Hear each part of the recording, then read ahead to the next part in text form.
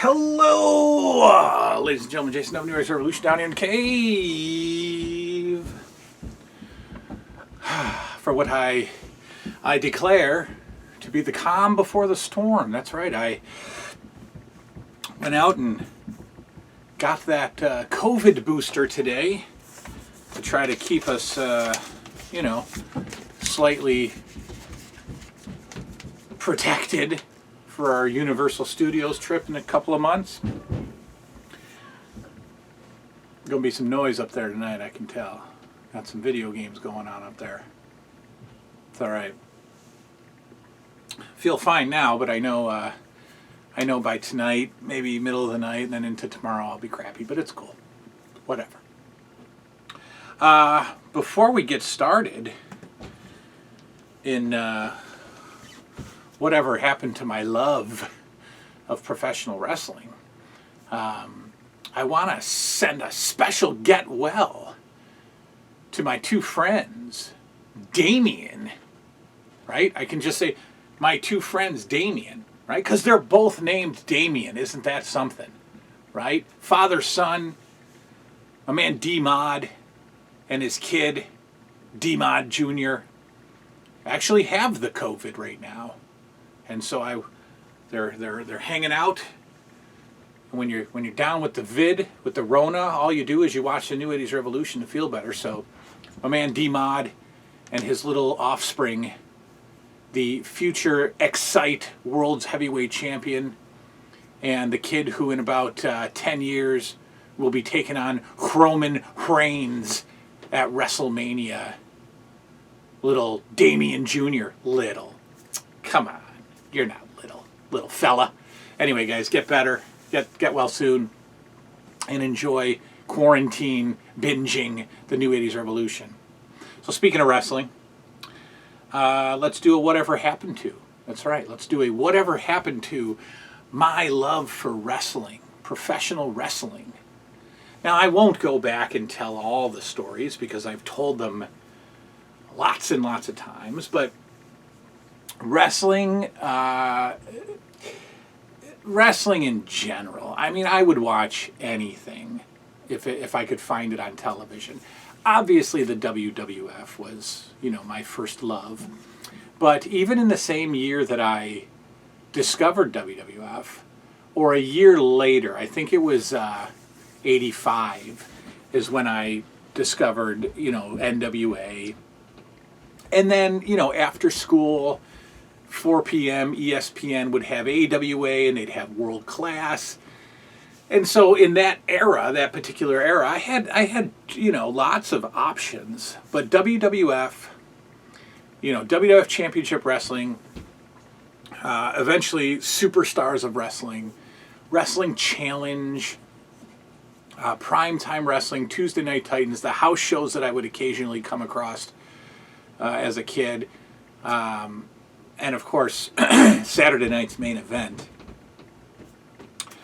When I tell you that it was my childhood, that is no exaggeration. It was my childhood. Bowling was pretty important as a kid. So I think the Professional Bowlers Association on ABC 3:30 Saturday afternoons was in the ballpark of wrestling. Don't ever make me choose, right? Don't ever take, 9-year-old me and sit me down and say wrestling's on one channel and bowling's on the other. What are you going to do? I think I might have, just thrown myself off the roof and just sacrificed myself and said I can't choose. The toys, obviously, were, my entire childhood. Nothing else really had a chance. I've talked a lot about, Saturday Night's Main Event and how that feeling, A, can't be described, and 2, can't be duplicated. We'll never get it back. I can't tell you, I can't make you feel how important and how exciting it was to know that Saturday Night's Main Event was coming at 11:30 p.m. on a Saturday night, that you somehow had to make it till 1 a.m. to watch the very last awful match, Coco Beware versus Greg Valentine or something. Right? They'd always put a really bad match on last. I can't explain how important that was. Only you know if you experienced it. So it was an absolute obsession. It was an infatuation. It was lust that I had for pro wrestling. And then, so let's go 87. That's WrestleMania 3. Everything was very, very strong. WrestleMania 4 was 88. That was the tournament. Everything was very, very strong. WrestleMania 5 was 1989. And that was Hogan Savage. Mega Powers Explode. Still very high. Still very high. I remember sitting on my living room floor with my figures watching WrestleMania 5 on pay-per-view. So still very high. Now, 1990 is WrestleMania 6. That's Hogan Warrior. Now things are starting to change a little bit. 1990, I enter high school. I have to say that I got WrestleMania 6. I have to guarantee it. I have to say it's like almost 100% that I got WrestleMania 6. But I don't remember that much of the build-up, or I don't remember caring that much that Hogan and Warrior were doing this thing. Okay? I can't really remember the undercard. I can't tell you the undercard. I don't really remember the slow burn between Hogan and Warrior of how they started to split. I don't remember. And now I can assure you that in 1991, I absolutely did not get WrestleMania 7. That was the first, I'd have to say, the first WrestleMania that I did not get, and I didn't get any from that point on until, later on in life. So I guess if we're judging it by the pay-per-view, I started to lose interest around 1991, which would have been 10th grade, of WWF, not of wrestling, because at that point in time, I remember switching over to the NWA and absolutely loving, obviously Ric Flair, Brian Pillman, Barry Windham's over there, still Arn Anderson, Sting, Luger, so I remember the WCW, or the NWA, was just better product for a kid that was getting older, right? I assume that's why I jumped over. I was also playing a lot with the Galoobs, all right? So we look at, yes, I was in 10th grade, but I was not playing with Hasbros. In fact, I don't remember collecting any of the Hasbros past Series 1. Okay, so that's 1990. So I got all Series 1 Hasbros in 90. I do not remember getting a single other Hasbro figure, but I did jump over to the Galoobs. And I would play more with the Galoobs than I did the in fact, I wasn't playing with the Hasbros at all, for the most part. I was playing just with Galoobs. So I was really into NWA at that point in time. And I was getting NWA pay-per-views as well. So I was getting like the RoboCop, when RoboCop showed up with Sting. I got the pay-per-view.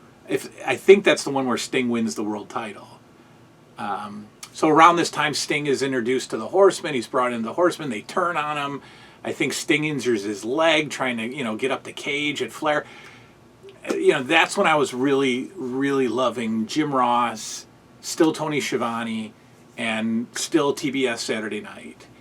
And they either had, I think they just switched over to a different studio. I think it was Center Stage, maybe, or maybe the one before Center Stage, if there was one before Center Stage. They just changed their format totally. And, they were putting out a better product. Obviously, Nitro hadn't started yet. And then, I don't know. I think I certainly was not watching the WWF during the Raw days. The first days of Raw, I absolutely was not watching it. I did not care about, Doink and all the cartoony stuff that was going on in the WWF. Hawaiian Crush, Kona Crush, whatever they were calling them. Yokozuna first comes in. I wasn't there. I wasn't watching it, and I absolutely missed all of the the cheesy stuff. Abe Knuckleball Schwartz and the Goon and T.L. Hopper and Louis Spicolli doing his thing. I think Rad. I was going to say Rad Racer, Rad Radford or something. Didn't have anything to do with WWF at all throughout the early 90s to mid 90s at all. I did not watch Raw. So I know that I did watch Nitro for maybe the first few months of 95 when it started, because they would put on, I remember they would have like really big time main events where the landscape was shifting a little bit. So you'd almost get like good guy versus good guy, like Sting and Hogan or Luger and Hogan. And this is when we start to like the lines between good guy and bad guy are blurring, and Nitro's putting on these great matches. Hogan joining WCW was huge. I remember 94. I remember watching that a little bit. But I started to fade. And by 95, late 95 into 96, I was out of high school. I was working as a store manager in the mall of a hat store called Lids, which actually was the greatest job I've ever had. I think somebody asked me on the Power Hour what was my best job, and I said a dishwasher at the Moose Lodge. I don't know what the heck I was thinking. That was a great job, but I should have talked a little bit about Lids, because that was a fantastic social boost of a job. Working in the mall as the manager, it was so socially active that I would schedule myself to close every night in the mall, especially Saturday nights, because it was just so packed and social. It was great. Lots of girlfriends, lots of friends came from the mall. Great time. So anyway, I don't remember caring at all about wrestling in 96. I do remember a little bit when the Legion of Doom were in WWF and Hawk was drunk. They were doing like the Hawk is drunk, and somebody fell off the Titantron, I think. Like Draws or somebody fell to his death. So 96 kind of blanked out on me. 97 blanked out. I moved home. I moved home around 98, maybe 97, 98, and lost the job at the mall, probably because I only treated it as a social outing. Lost the job, moved back home with my grandparents, and reconnected with a kid from high school that was really big into wrestling, and he'd get all the pay-per-views, and I'd go over, and this was during like, Brian Pillman is breaking into Stone Cold's house. I saw WrestleMania 9 with this kid, but had no idea what was going on. I knew that the Steiners were in, WWF or whatever, or WCW, and now they're in WWF. WrestleMania 9 was when Hogan won it from Yokozuna after Yokozuna beat Bret, I think. Is that WrestleMania 9? I was absolutely completely gone from WrestleMania 10. Never saw the ladder match. Never saw, Bam Bam Bigelow versus Lawrence Taylor. Never even did anything with that. But for some reason in like 99, I had moved out in 2001 I think I moved out with my wife. I moved out of my so I moved out when I was 18, 19 years old, came back at 22, met my wife, lived with my grandparents, and then moved out again at 23. So around 99, for some reason, I was getting the pay-per-views, but falling asleep during them. In fact, I fell asleep during Over the Edge when Owen Hart died. I actually got the pay-per-view, got into bed, fell asleep, and then woke up at like 2 in the morning, and the TV was still on or whatever, and I went to the news. I went to like CNN, and they had a story about a wrestler dying that night, Owen Hart dying. But for some reason, I would get those. I mean, my grandma would pay for them because, I was the king of the world to them. She'd get them, and I would just watch them in my room, but I'd fall asleep. I never finished a pay-per-view. I'd always fall asleep. So my interest wasn't there, but I'd get to pay. So, and that's kind of how it stayed. Now, my wife and I slowly got back in. Like, I made her watch it, and she was like, okay. And this was during, like, Brock Lesnar first coming to the WWF and feuding with, like, Jeff Hardy. And Hogan came back as Mr. America. We actually went to a SmackDown TV taping when Hogan and Zach Gowen and McMahon were there, and like Hogan showed himself to the crowd a little bit. We were at that show. Booker T, Triple H. I watched the WCW Invasion. I definitely watched the last Nitro. I definitely freaked out a little bit when I found out that they sold it. And then I watched the Invasion, and that was fun. So, but that didn't last long. I faded back out of it. ECW was on at midnight, and I just wasn't staying up. I wasn't watching ECW, so I never really followed ECW at all. I knew about it. I would catch some matches, but I never really followed it. But I think this whole time I kind of stayed up with things.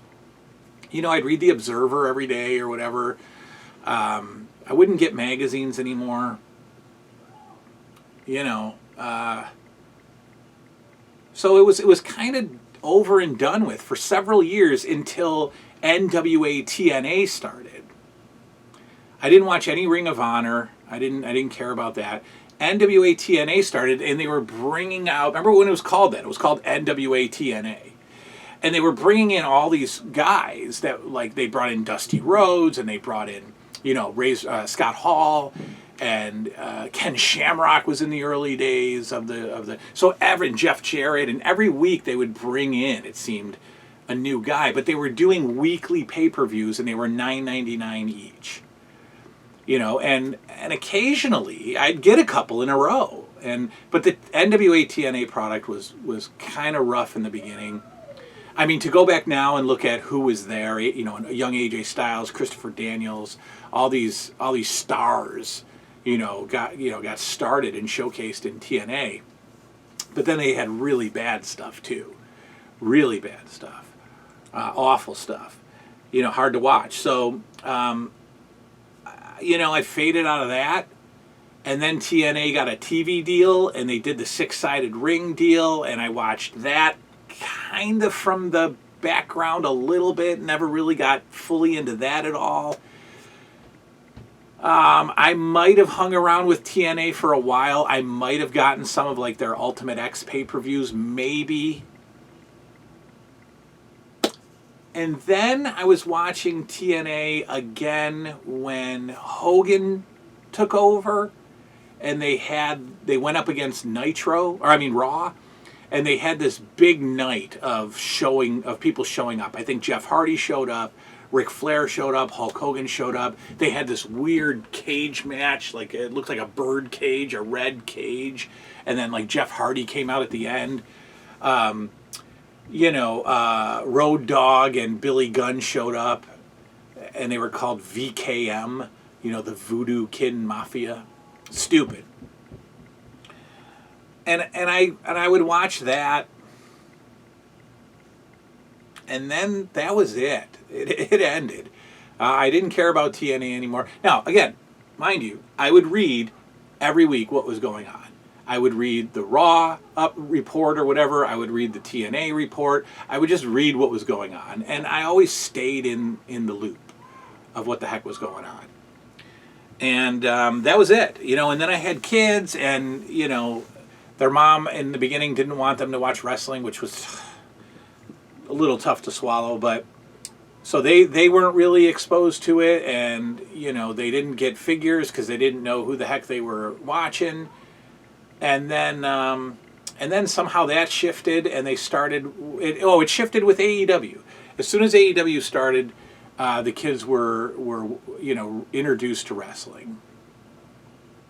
Liam had seen it with me. Obviously, don't tell their mother, but he had seen some AEW. I don't think they watched AEW for like the first couple of months, but Liam was watching it with me the whole time, so he knew about it, and then we just started watching AEW and just fell in love with it again. And so that's what I watch now.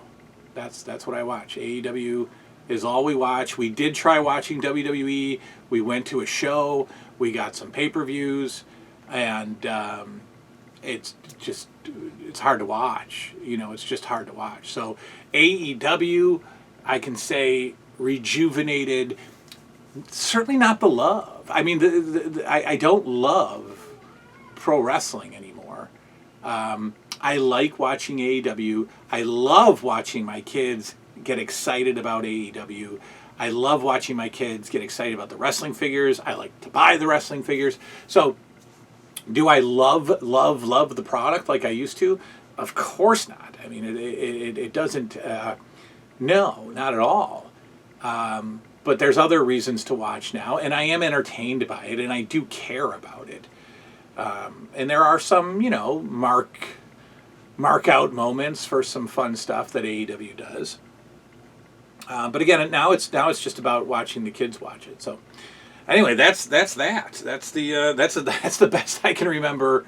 Completely improv. I didn't think about this answer until I sat down just now. Oh, and by the way, this was a question. I forget who sent it.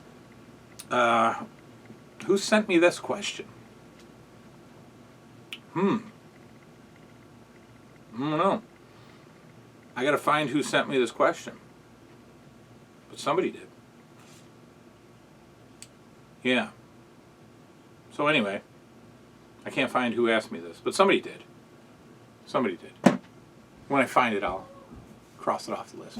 Anyway, that's that. That's how the wrestling, the wrestling love affair came and peaked, and then died completely, and then crept back in, and now it's hanging out with AEW. That's the road.